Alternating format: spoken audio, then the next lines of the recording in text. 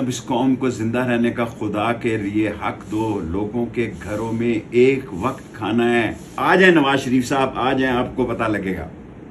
دیر نہ کریں آنے میں، آپ کو پتہ لگے گا. ساری قوم نے اس پر لعن طعن کیا.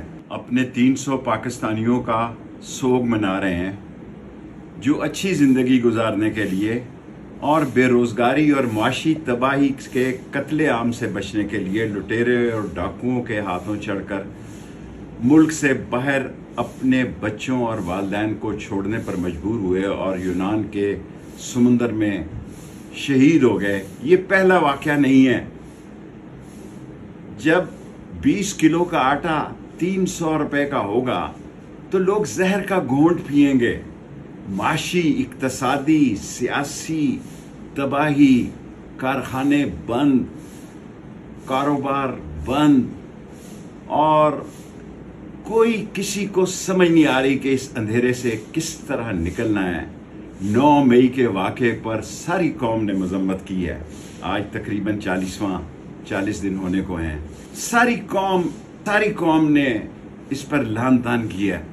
لیکن اب اس قوم کو زندہ رہنے کا خدا کے لیے حق دو. لوگوں کے گھروں میں ایک وقت کھانا ہے، ایک وقت کا کھانا ہے. اور قومیں عوام سے ہوتی ہیں. قوم جوش، جذبے، ولولے، ہمیں، تمتمے، دمدمے سے زندہ رہتی ہیں. اگر قوم ہی مر گئی تو پیچھے خاک رہ جائے گا. اس قوم کو جذبہ دیں، امید دیں، نا امیدی نہ پھیلائیں، مایوسی نہ پھیلائیں. پاکستان انشاءاللہ قیامت تک زندہ رہے گا.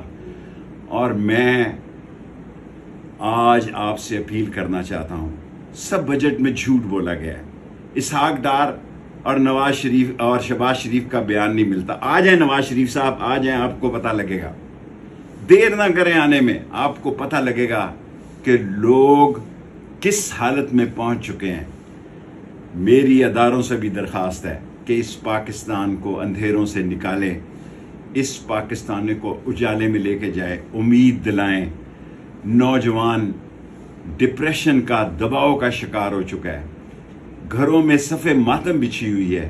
آئیں سب مل کر پاکستان کو آگے لے کر چلیں. پاکستان ہے تو ہم ہیں. پاکستان ہماری پہچان ہے. پاکستان کے لیے ہم جئیں گے، پاکستان کے لیے مریں گے. پاکستان زندہ باد.